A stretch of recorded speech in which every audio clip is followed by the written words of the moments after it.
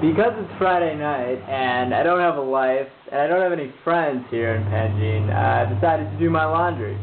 But I would like to show you the dynamics of a twin tub washing machine. It's mind-boggling to me. So you put the laundry in this tub right here,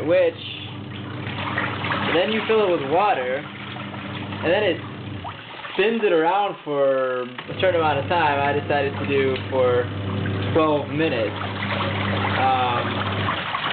Gotta keep this lid on there so that it doesn't overflow. Of course, then when it's done in there, you put it in the spin timer thing. I don't think it gets it completely dry, and then you air dry your stuff. The best part about this is where the water goes. So you come into my bathroom. Perfect.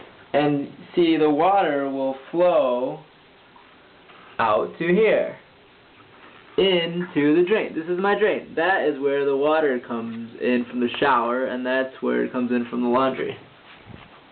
So there you have it. There's a twin tub washing machine.